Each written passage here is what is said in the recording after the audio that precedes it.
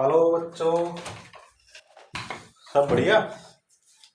आज हम बहुत ही मजेदार टॉपिक लेके आए हैं आपके लिए। एक्टिव पैसिव वॉइस का टॉपिक क्या है? Double object passive voice. अब यहाँ समस्या बच्चों की ये आती है कि सर एक सेंटेंस के अंदर यदि दो ऑब्जेक्ट हों, यदि एक सेंटेंस के अंदर दो ऑब्जेक्ट दे दिए हों तो हम पैसिव वॉइस कैसे बनाएंगे? तो कोई चिंता की बात नहीं है, आप उस प्रकार के वाक्यों को भी एक्टिव वॉइस से पैसिव वॉइस में कन्वर्ट करेंगे और बहुत ही अच्छे तरीके से करेंगे। हम ही आपसे करवाएंगे, कोई दिक्कत नहीं है। तो वीडियो को देखते रहिए और सीखिए। देखो सूत्र क्या कहता है, कन्फर्म है कि सब्जेक्ट के बाद क्या आएगी? वर्ब, और वर्ब के बाद एक ऑब्जेक्ट और फिर दूसरा ऑब्जेक्ट। तो कंडीशन क्या रहेगी कि साहब आप ये तो इस वाले ऑब्जेक्ट को लो या फिर इस वाले ऑब्जेक्ट को। तो हमने क्या किया, इस ऑब्जेक्ट को सब्जेक्ट बनाया, ठीक है, पैसिव वॉइस में कन्वर्ट कर रहे हो आप। मान लीजिए कि इस वाले ऑब्जेक्ट को हमने क्या कर दिया, सब्जेक्ट बना दिया। उसके बाद हेल्पिंग वर्ब, वर्ब की थर्ड फॉर्म ऑब्जेक्ट, फिर बाय प्लस सब्जेक्ट। अब कहने का मतलब है कि देखो भाई, हमने क्या किया था कि हम क्या करेंगे, ये जो ऑब्जेक्ट है इसको हमने सब्जेक्ट बनाया, फिर हमने हेल्पिंग वर्ब लगाई। हेल्पिंग वर्ब के बाद में क्या लगाया, वर्ब की थर्ड फॉर्म, और फिर ये वाला ऑब्जेक्ट यहां रख दिया, और फिर उसके बाद बाय लगा के हमने क्या किया, सब्जेक्ट बना दिया। बाय लगा के हमने क्या किया, सब्जेक्ट बना दिया। अब देखो ध्यान से, हम करवाते हैं आपको कि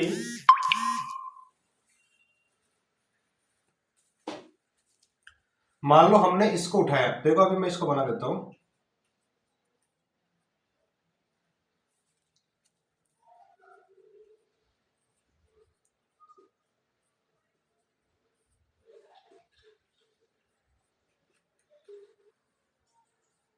ठीक है, we were taught English by Ram, we were taught English by Ram. ठीक है, तो देखिए कैसे बना और कैसे आया, ध्यान से समझिए।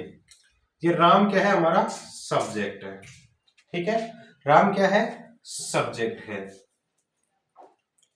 उसके बाद क्या आ गया भाई, टॉट। ये वर्ब की कौन सी फॉर्म है, सेकंड फॉर्म, और थर्ड फॉर्म भी यही होती है।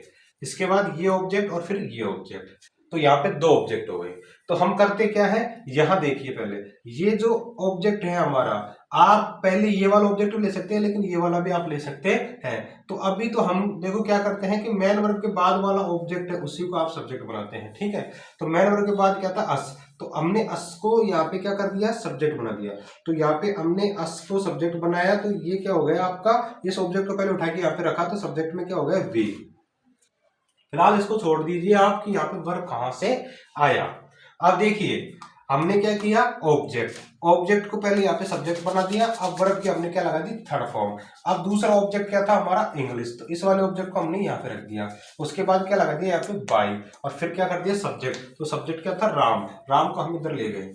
अब यहाँ समझने की बात है कि सर यहाँ पे वर्ब क्यों आया और यहाँ पे हेल्पिंग वर्ब कहां से, किसके हिसाब से लगेगी, ठीक है। तो बात यह है कि इधर देखिए हमने ये जो डबल ऑब्जेक्ट है, इससे पहले हमने देखो आपको बता रखा है कि प्रेजेंट इंडेफिनिट, प्रेजेंट इंडेफिनिट का एक्टिव वॉइस और पैसिव वॉइस, इसी प्रकार से पास्ट इंडेफिनिट का एक्टिव वॉइस, पैसिव वॉइस, ठीक है। प्रेजेंट कॉन्टिन्यूस का, प्रेजेंट परफेक्ट का, past indefinite, past continuous, past perfect, इनका एक्टिव और पैसिव वॉइस कैसे बनाए जाते हैं। तो कंडीशन क्या आती है कि वहां, जैसे मान लो मैं आपको थोड़ा और विस्तार में बता देता हूं।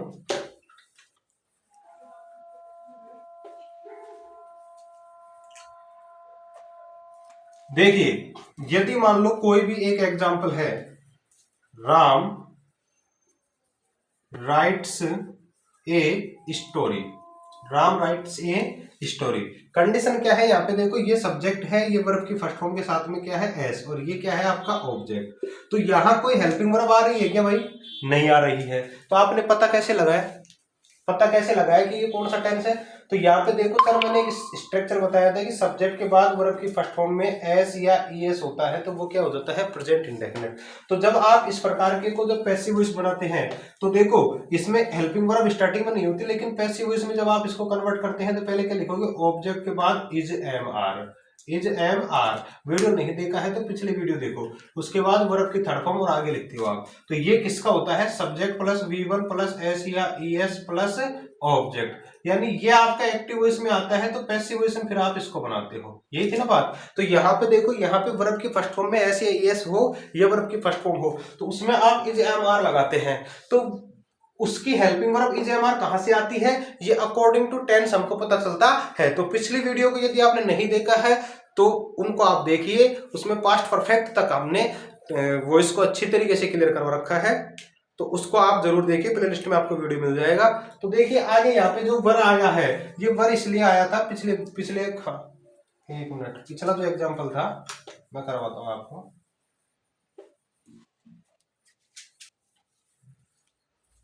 राम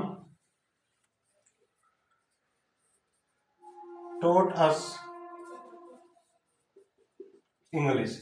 तो कंडीशन क्या थी? पहले हमने अस को क्या किया था? सब्जेक्ट बनाया, तो क्या बन गया था भाई? वी। अब ये क्या है? वर्ब की सेकंड फॉर्म। वर्ब की सेकंड फॉर्म है, तो देखो भाई, राम सब्जेक्ट हो गया, वर्ब की सेकंड फॉर्म, और ये क्या हो गया? ऑब्जेक्ट। तो इस प्रकार के जब आप पैसिव वॉइस बनाते थे तो देखो, ऑब्जेक्ट के बाद आप वाज, वर और वर्ब की थर्ड फॉर्म का प्रयोग करते थे। तो ये वर्ब की सेकंड फॉर्म, ये आप पास्ट इंडेफिनिट वाला पैसिव वॉइस देखोगे ना, तो वहां पता चलेगा कि वर्ब की सेकंड फॉर्म में हेल्पिंग वर्ब क्या लगती है। आपका जो पैसिव वॉइस बनाएंगे उसमें, तो ऑब्जेक्ट के बाद वाज, वर और वर्ब की थर्ड फॉर्म लगाते थे। तो यहाँ पे देखो, वी के साथ क्या लगेगा? वी के बाद वर लगेगा। ठीक है। अब वर्ब की थर्ड फॉर्म क्या है? टॉट। फिर ये ऑब्जेक्ट उतरेगा इंग्लिश, और फिर बाय प्लस राम। अब मान लो कि आप कहोगे कि सर हम इस वाले ऑब्जेक्ट को पहले सब्जेक्ट बनाएंगे, तो कोई दिक्कत नहीं, उसको बना लीजिए आप। लेकिन उसको बनाने के लिए क्या करेंगे? देखो,